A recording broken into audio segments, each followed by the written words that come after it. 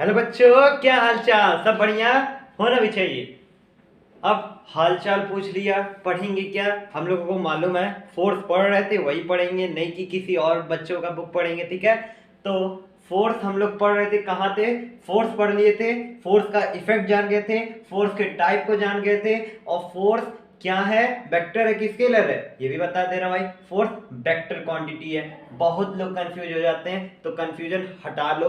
क्यों वेक्टर है? क्योंकि मैं पहले भी बता चुका हूं वीडियो में, वेक्टर वही होते हैं जिनकी मैग्नीट्यूड प्लस डायरेक्शन होंगे, ठीक है? अब मैग्नीट्यूड लोग आप लोग जानते होंगे कि जो वैल्यू होती है, और डायरेक्शन किस डायरेक्शन में जा रहा है। भाई फोर्स लगा रहे हो तो यूनिट तो पता है, मतलब इतना लगा रहे कि 5 लगा रहे, 5 न्यूटन। किस डायरेक्शन में लगा रहे हो भाई? साउथ ईस्ट तो होता है ना कि पुश करना है, पुल करना है, वही डायरेक्शन हो जाता है, तो इसलिए वो वेक्टर क्वांटिटी, ठीक है? कहाँ थे? बैलेंस सब कुछ पढ़ लिए थे, बैलेंस अनबैलेंस फोर्स। अब हम लोग पढ़ेंगे ना न्यूटन के जो फोर्स के लॉ है ना, अब वो न्यूटन के लॉ पढ़ेंगे हम लोग। न्यूटन के लॉ ऑफ क्वेश्चन जो पढ़ने जा रहे हैं हम लोग, उसको पढ़ लेते हैं। कितने न्यूटन ने लॉ दिए थे हम लोगों को भाई? 3 लॉ दिए थे न्यूटन ने।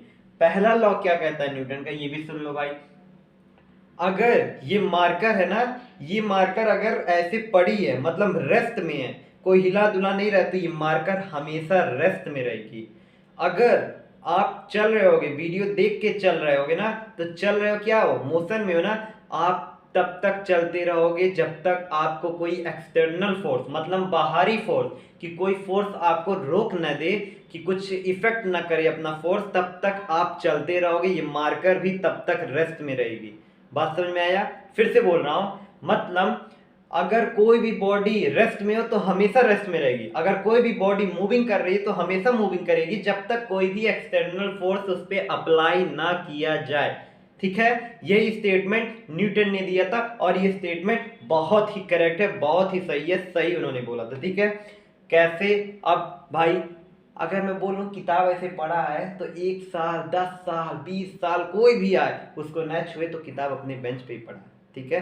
अगर मैं बोलूं साइकिल लेके चल रहे हो, अगर फ्रिक्शन फोर्स ना हो, एयर का रेजिस्टेंस ना हो, रोक, रेजिस्टेंस मतलब क्या समझते हो? ये भी एक टर्म आ गया ना, समझाना पड़ेगा। रेजिस्ट, रेजिस्टेंस, रेजिस्ट निकल रहा है ना, मतलब जो आपको रोके, आप काम कर रहे हो वो आपको सामने से रोके। जैसे घर से निकलते हैं तो कोई बोल देता है तो रुक जाते हैं ना हम लोग, तो वैसे ही रेजिस्टेंस कोई रोके, तो जब एयर का रेजिस्टेंस ही ना हो, भाई साइकिल चलाना है, आगे से एयर भी फेंक रहा है तो हम लोग बहुत धीरे धीरे चला देना, एकदम पेंडल ही नहीं मार पाते हैं। तो वही चीज, जब एयर भी ना हो और एयर का रेजिस्टेंस भी ना हो और फ्रिक्शन फोर्स भी ना हो, तो क्या साइकिल रुकेगी? वो चलती रहेगी, चलती रहेगी, चलती रहेगी, रुकने वाली नहीं है। तो वही बोल रहा हूं, जब तक एक्सटर्नल फोर्स उस पर अप्लाई ना हो। अब एक चीज और पढ़ लो, ये ऐसा क्यों होता है, क्यों ये चलती रहती है? अगर वो रेस्ट में है तो क्यों अपने मोशन में नहीं आ रही है? अगर मोशन में है तो क्यों रेस्ट में नहीं हो रही है? इसके भी पीछे एक टेंडेंसी है। क्या टेंडेंसी है? टेंडेंसी ये कहता है, ये एक टाइप का टेंडेंसी याद रखना, ये टेंडेंसी ये कहता है ना कि अगर कोई भी ऑब्जेक्ट रेस्ट में हो तो रेस्ट में रहेगा, वो मोशन में नहीं आएगा। क्यों रेजिस्ट, मतलब क्यों अपने मोशन में नहीं आना चाहता है, उसी को हम लोग कहते हैं इनर्शिया। अगर वो मोशन में भी है तो रेस्ट में नहीं आना चाहता है, तो उसी को कहते हैं इनर्शिया। एक आपको टर्म दिया जाता है कि व्हाट इज इनर्शिया, तो आपको बोलना है इनर्शिया सर कुछ नहीं है, बस एक टेंडेंसी है जो अपने चेंज स्टेट्स में नहीं करता, मतलब अपने आप में चेंज नहीं करता। अगर वो रेस्ट में हो तो रेस्ट ही में रहेगा, वो अपने चेंज नहीं करता है बॉडी में, तो इसी को कहते हैं इनर्शिया। कैसे समझेंगे इनर्शिया को भाई? ये भी चीज है, चलो समझा रहे हैं इनर्शिया को भी हम लोग।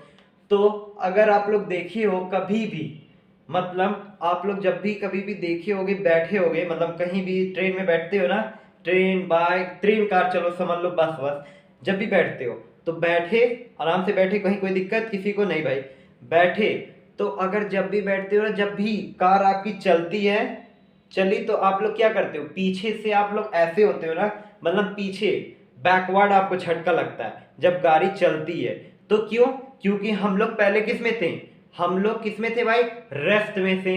लेकिन क्या बस वाले ने कोई फोर्स लगाया ना, मतलब स्पीड को इंक्रीज किया, तो एक्सटर्नल फोर्स अप्लाई हुआ, तो हमारी बॉडी, मतलब अब इनर्शिया हमारी चेंज हो गई और हम लोग मोशन में आ गए, तो उसी को हम लोग कहते हैं इनर्शिया। पहले क्या थे? रेस्ट में थे, लेकिन हम लोग जैसे ही एक्सटर्नल फोर्स अप्लाई हुआ, हम लोग की बॉडी क्या हुई? बैकवर्ड हो गई, ठीक है? जैसे मैं बैकवर्ड हो रहा हूँ, कुछ समझ में आया? अब नहीं समझ में आया, आगे बढ़ो।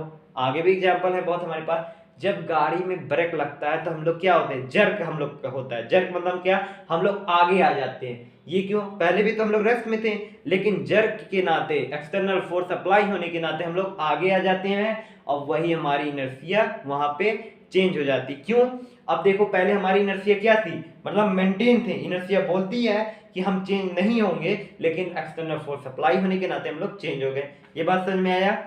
अब किसी और चीज से भी बताओ, सीट बेल्ट का यूज किया जाता है, वहां भी इनर्शिया अप्लाई होती है, धूल लेना कैसे, ठीक है, वहां बता दिया। अब देखो इनर्शिया ना आपके मास पे भी कभी कभी मतलब डिपेंड रहती है, मास पे भी डिपेंड रहती है। अब मैं बोलूं कैसे मास पे इनर्शिया डिपेंड होगी, भाई बहुत कंफ्यूजन है।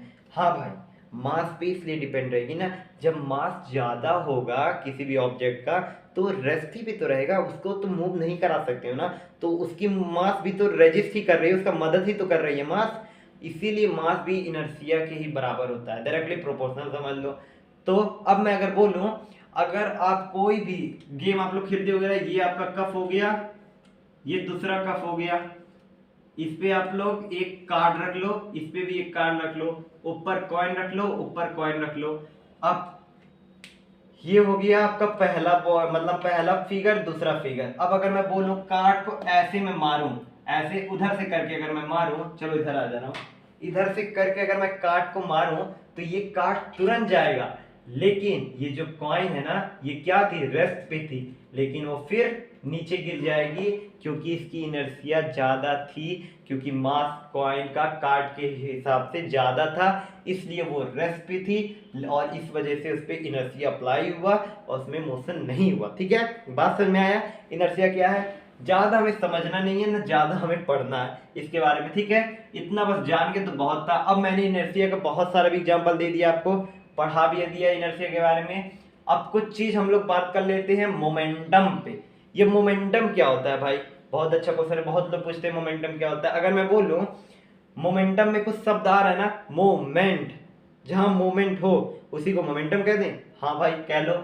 लेकिन अब मैं बोलूं मोमेंटम को हम लोग पी से भी डोनेट करते हैं, P is equal to M B. ये एम क्या है, ये मास है, ये बी क्या है, ये वेलोसिटी है, ये डी क्या है, वेलोसिटी है। अब अगर मैं बोलूं मैं मास बढ़ाऊं तो मोमेंटम भी तो बढ़ेगा, मैं वेलोसिटी बढ़ाऊं तो मोमेंटम भी तो बढ़ेगा, कहीं कम होगा। मतलब वेलोसिटी इंक्रीज, मोमेंटम इंक्रीज, मास इंक्रीज और मोमेंटम इंक्रीज। क्यों, क्योंकि ये तीनों डायरेक्टली प्रोपोर्शनल हैं। अब एग्जांपल से समझा दूं तो समझा दे रहा हूं एग्जांपल से भी। क्या आप लोग टेनिस बॉल ले लो, क्रिकेट बॉल ले लो, दोनों को मतलब वेट नापो, अगर मास उसका नापोगे, वेट नहीं मास नापोगे तो क्या दिखेगा, टेनिस बॉल थोड़ा सा हल्का लाइट दिखेगा ना, और जो क्रिकेट बॉल होगा थोड़ा हैवी दिखेगा। तो किसका मोमेंटम ज्यादा होगा, जिसका मास ज्यादा होगा, मतलब क्रिकेट बॉल का मोमेंटम ज्यादा होगा as compare to tennis ball का, क्योंकि उसकी मास हाई थी। बात समझ में आया। लेकिन एक क्वेश्चन तो दिमाग में आता है, मास इतना हाई है तो क्या वो इंसान के शरीर पे क्यों हिट करके चोट कर देता है, इतना तो ज्यादा नहीं हाई है एज कंपेयर टू अगर मैं ले लूं फुटबॉल थोड़ा सा हैवी का, तो उसमें तो नहीं होता है एज कंपेयर, क्यों चोट लग जाता है भाई। हाँ बहुत अच्छा क्वेश्चन है, क्यों चोट लग जाता है भाई, फिजिक्स पढ़ रहे हैं हम लोग तो अनपढ़ है नहीं। क्योंकि दोस्त वेलोसिटी भी तो यहाँ काम कर रही है।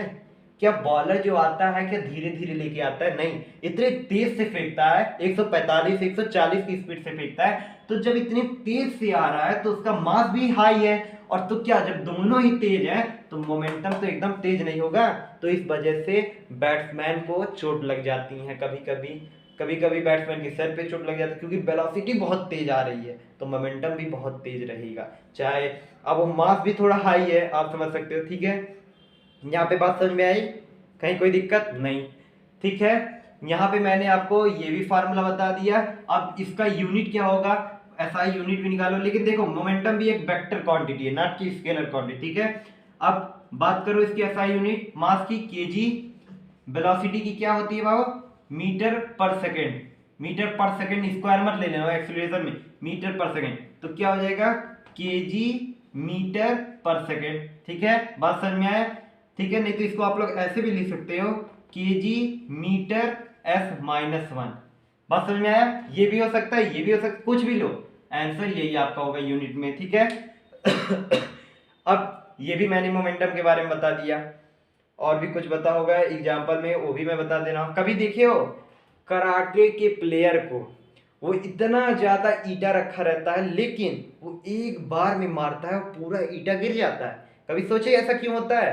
भाई उसके भी पीछे लॉजिक है, क्योंकि वो जब हाथ ऊपर ले जाके रखता है ना, उसका मास तो हाई रहता है लेकिन इतने तेज से लेके आता है स्पीड को, वेलोसिटी इतनी तेज रहती है उसकी कि वो एक झटके में जब एक ईटे एक प्लेट पे लगता है ना, तो वहीं पे मोमेंटम का इफेक्ट दिखता है, उसका रिलीजेशन इफेक्ट दिखता है और वो पूरे प्लेट को तोड़ के निकल जाता है। वहां मोमेंटम का काम होता है। बात समझ में आई?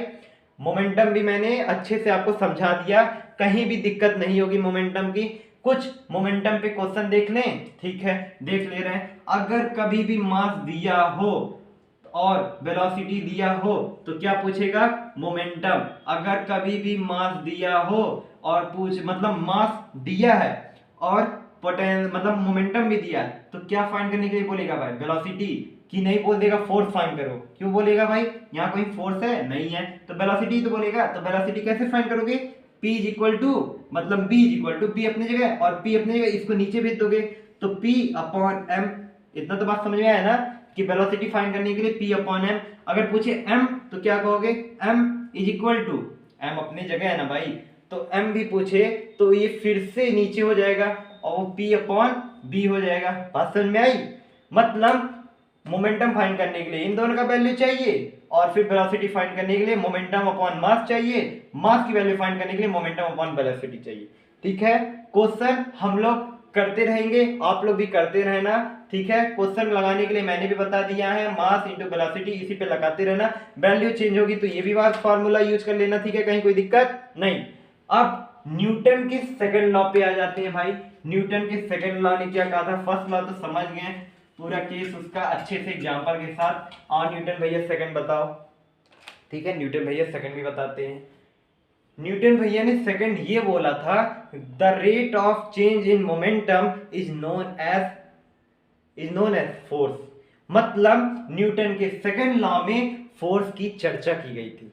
न्यूटन के सेकंड लॉ में फोर्स की चर्चा की गई थी, मतलब the rate of change in momentum, change in momentum, momentum, वहां इसकी चर्चा की गई थी, the rate of change in momentum की।